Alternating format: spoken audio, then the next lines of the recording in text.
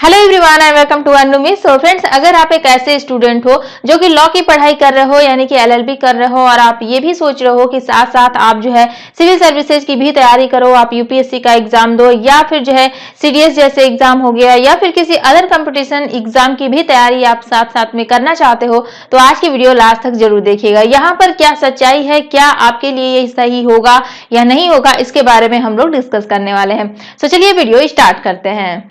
तो देखिए फ्रेंड्स, अगर आप जो है एलएलबी कर रहे हो और आप जो है साथ में जो है यूपीएससी की भी तैयारी करना चाहते हो या फिर आप मान लीजिए किसी अदर कंपटीशन एग्जाम की भी तैयारी करना चाहते हो, फिलहाल यहाँ पर अगर हम बात करें कि यूपीएससी की तैयारी अगर आप करना चाहते हो तो फैक्ट अगर हम आपको बताएं कि अगर आप एलएलबी लॉ की पढ़ाई कर रहे हैं तो लॉ का जो सब्जेक्ट होता है, जो उसका सिलेबस होता है, ये बहुत ब्रॉड होता है। ठीक है, हम आपसे ये एक्सपेक्ट करते हैं कि आप एक पढ़ने वाले स्टूडेंट हैं, उसी को जो है ध्यान में रखते हुए यहाँ पर जो है हम वीडियो में जो भी बात करेंगे, ठीक है, वो सारे पॉइंट्स उसी पे डिपेंड करते हैं। अगर आप एक ऐसे स्टूडेंट हो जो कि केवल डिग्री के लिए पढ़ रहे हो तो हम आपके बारे में बात नहीं कर रहे हैं। ठीक है, तो देखिए फ्रेंड, जैसे आप किसी अच्छे यूनिवर्सिटी से जो है एलएलबी कर रहे हो, जैसे कि डीयू वगैरह हो गया, ठीक है, तो यहाँ से अगर आप एलएलबी कर रहे हो तो इसका मतलब यह है कि आपको बहुत ज्यादा पढ़ाई करनी पड़ेगी। ठीक है, आप किसी अच्छे यूनिवर्सिटी से अगर आप एलएलबी में एडमिशन लेते हैं तो उसका सिलेबस बहुत ब्रॉड होता है। अगर हम कंपेयर करें यूपीएससी के सिलेबस की, तो यूपीएससी के सिलेबस जो है कोई भी कम नहीं होता है जो आपका एलएलबी का सिलेबस होता है। ठीक है, और यहाँ पर जो भी पॉइंट्स हम आपसे डिस्कस करेंगे, ये सारे पॉइंट्स जो है वहां के स्टूडेंट से बात करने के बाद ही जो है हम आपसे शेयर कर रहे हैं। ठीक है, तो सारी बातें बिल्कुल ध्यान से सुनिएगा। तो हम बात कर रहे थे कि अगर आप किसी अच्छे यूनिवर्सिटी से जो है एलएलबी कर रहे हैं और अच्छे से आप लॉ की जानकारी लेना चाहते हैं, अच्छे से पढ़ाई भी करना चाहते हैं लॉ की, तो इसके साथ साथ जो है अगर आप यूपीएससी की तैयारी करना चाहें तो आपको बिल्कुल भी टाइम नहीं मिल पाता है कि आप जो है सिविल सर्विसेज की तैयारी करें। क्योंकि अगर हम बात करें यूपीएससी की तैयारी की, तो ऐसा नहीं है कि यूपीएससी का सिलेबस बहुत छोटा सा है और आप जो है नॉर्मली तैयार कर लोगे। यूपीएससी का सिलेबस भी बहुत ब्रॉड होता है और लगभग सारी चीजें जो है आपको उसमें पढ़नी पड़ती है और बिल्कुल डीप में पढ़नी पड़ती है, तो उसके लिए काफी समय जो है आपको देना पड़ता है।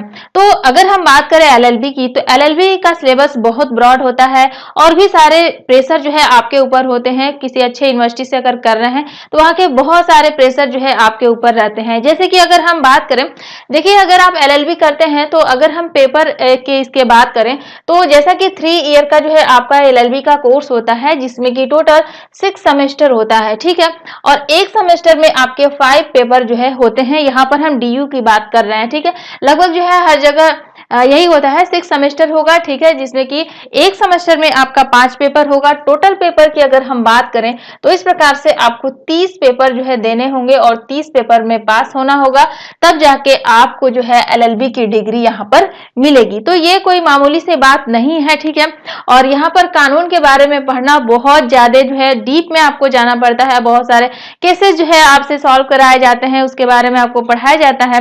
तो इसका सिलेबस तो आप अनुमान लगा सकते हैं कि बहुत ब्रॉड होता है।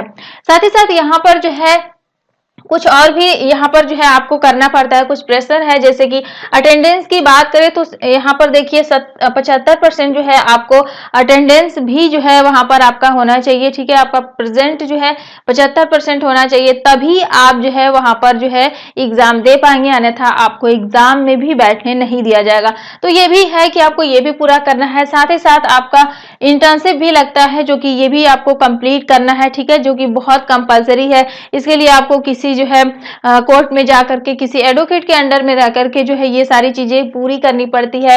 साथ ही साथ प्रैक्टिकल सब्जेक्ट भी होता है कुछ, ठीक है, उसको आपको कंप्लीट करना होता है। और इसके साथ साथ कभी कभी फील्ड वर्क के लिए भी आपको भेज दिया जाता है, तो फील्ड वर्क भी आपको करना पड़ता है। ठीक, ये सारी चीजें जो है, ये सारा प्रेशर जो है आपके पास पड़ता है।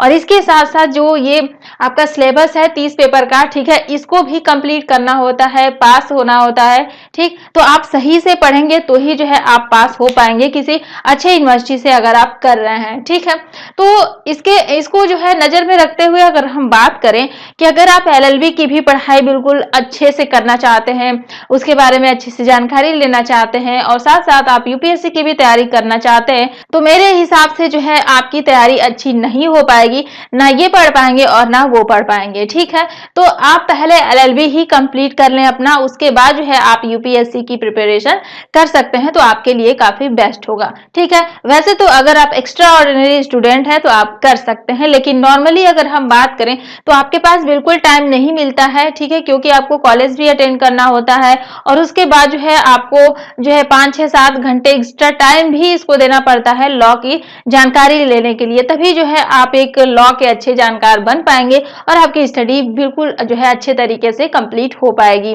ठीक, तो ये तो रही जानकारी, तो आप अनुमान लगा सकते हैं कि आपको करना चाहिए कि नहीं करना चाहिए, आप किस जो है कैटेगरी के स्टूडेंट हैं। ठीक है, एक चीज और ध्यान दीजिए, यहाँ पर जो है अगर आप किसी अदर यूनिवर्सिटी से कर रहे हैं, बहुत सारे बच्चे ऐसे होंगे जो ये सोच रहे होंगे कि हम तो जो है यहाँ से एलएलबी कर रहे हैं और हम साथ साथ यूपीएससी की भी तैयारी कर रहे हैं, तो हो सकता है कि बहुत सारी ऐसी यूनिवर्सिटी हैं जहां पर अगर आप केवल इसके लिए एलएलबी कर रहे हैं, केवल डिग्री के लिए कि आपको केवल डिग्री मिल जाएगी, ठीक है, और साथ साथ आप यूपीएससी की तैयारी करते हैं तो आप बिल्कुल भी कर सकते हैं।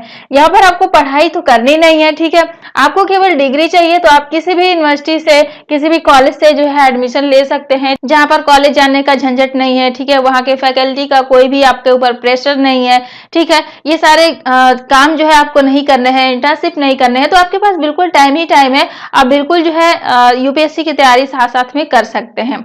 ठीक, उसके बाद एक पॉइंट और ध्यान दीजिए, अगर आप जो है साथ में यूपीएससी की तैयारी करना भी चाहते हैं, नहीं आपने ठान लिया है कि हमें करना ही है, तो क्या जो है तरीका अपनाएंगे तो आपके लिए थोड़ा बेस्ट हो सकता है। तो देखिए, इसमें पहला पॉइंट ये है कि आप लॉ की पढ़ाई भी अच्छे से कीजिए। ठीक है, साथ ही साथ कुछ टाइम निकाल करके, थोड़ा बहुत टाइम तो आपको थोड़ा ही बहुत मिलेगा, उससे ज्यादा नहीं मिलेगा, निकालने की कोशिश करेंगे तो भी नहीं मिलेगा। ठीक है, तो आप उसमें जो है यूपीएससी की तैयारी कर सकते हैं और साथ ही साथ जो है लॉ की पढ़ाई, जो लॉ आपने पढ़ा है यहाँ पर, उसे आप यूपीएससी में जो है ऑप्शनल सब्जेक्ट के रूप में जो है रखें। ठीक है, अगर आप वहां पर ऑप्शनल सब्जेक्ट के रूप में रखेंगे तो यहाँ पर भी आपको पढ़ने में इंटरेस्ट होगा। ठीक है, और ये सब्जेक्ट आपका यहाँ पर भी तैयार होगा लॉ, और ये आपके ऑप्शनल में भी काम करेगा, तो आपकी दोनों चीजें जो है यहाँ पर कवर होती रहेगी और बच्चे एक्स्ट्रा जो सिलेबस है, ठीक है, यूपीएससी के, उसके लिए जो है थोड़ा थोड़ा टाइम निकाल करके आप तैयार कर सकते हैं। उसके बाद आपका एलएलबी कंप्लीट हो जाएगा तो आप उसे जो है